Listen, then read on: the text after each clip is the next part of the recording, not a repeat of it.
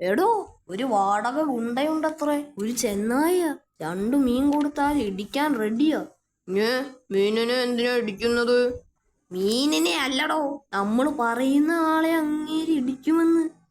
ദുഷ്കരൻ ചെന്നായി അല്ലേ? ദാ ആ കുന്നിലാ ഗുഹ. അങ്ങേര് മീനിനെ മാത്രം ഇടിക്കില്ല അല്ലേ? ആരെ വേണമെങ്കിലും ഇടിക്കും. പക്ഷെ അങ്ങേർക്ക് അറ്റൻഷൻ കുറവാ. അത് നന്നായി. അറ്റൻഷനായി നിന്നാൽ ഇടിക്കാൻ പറ്റില്ലല്ലോ. അതല്ല, ശ്രദ്ധ കുറവാണ്. ഒരു കാര്യത്തിൽ കുറെ നേരം ശ്രദ്ധിക്കാൻ പറ്റില്ല. അതുകൊണ്ട് പറയാനുള്ള കാര്യം ആദ്യമേ വ്യക്തമായി പറയണം. അതൊക്കെ പറഞ്ഞോളാം.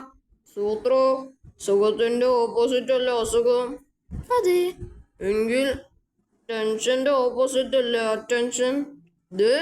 ദുഷ്കരന്റെ ഗുഹയെത്തി. ദുഷ്കരൻ ചെന്നായ. ചേട്ടാ, ഞാൻ സൂത്രൻ, ഇതെന്റെ ഫ്രണ്ട് ഷേരു. എന്നെ സ്ഥിരമായി ഇടിക്കുന്ന കടിയൻ സിംഹത്തെ ചേട്ടനൊന്ന് കൈകാര്യം. പേര് സൂത്രൻ. അത്രയും കേട്ടു. പിന്നെന്താ പറഞ്ഞത്? ശരിയോ, അറ്റൻഷൻ മൊത്തം പോക്കോ? ഞാൻ ഒന്നും കൂടി പറയാം. കടിയൻ എന്നൊരു സിംഹമുണ്ട്. അങ്ങേരെ. ഒന്നുകൂടി പറയാം. ഇന്നുവരെ കേട്ടു. പിന്നെന്താ പറഞ്ഞത്? ഇത് പണിയാവും. ആദ്യത്തെ വാചകത്തിൽ തന്നെ കാര്യം ക്ലിയർ ആക്കണം. ഇങ്ങനെ പറയാം: ചേട്ടാ, എന്നെ ഇടിക്കുന്ന കടിയനെ ചേട്ടൻ ഇടിക്കണം. അത് മതി. ചേട്ടാ, എന്നെ ഇടിക്കുന്ന കടിയനെ ചേട്ടൻ. ശരി, ഇടിക്കാം. ചേട്ടാ, എന്നെ ഇടി എന്നുവരെയാണത്ര അങ്ങേര് കേട്ടത്.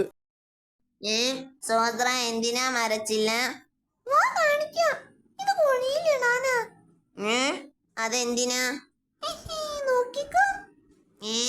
കണ്ടോ, ഇലകളുള്ളത് കൊണ്ട് ചാടിയാലും ഒന്നും പറ്റില്ല.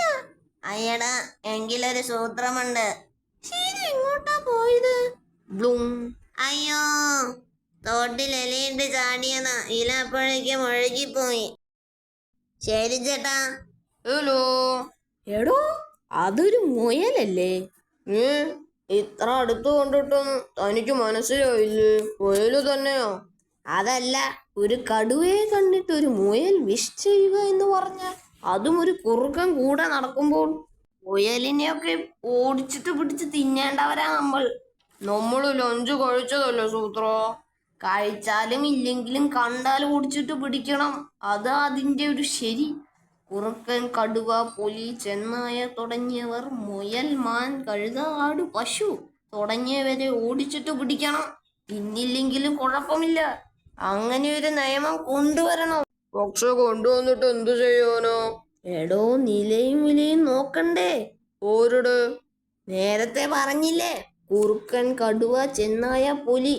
ഇവരെ കണ്ടാൽ മാനും മുയലൊക്കെ വിറയ്ക്കുന്ന സ്ഥിതി വരണം. ശരിയോ, നിയമം വന്നാൽ തോനെ വിറച്ചോളും. പക്ഷെ അതിനു മുമ്പ് നമുക്കൊന്ന് ചർച്ച ചെയ്യണം. പേടിപ്പിച്ചു നിർത്താൻ എന്തൊക്കെ ചെയ്യണമെന്ന്.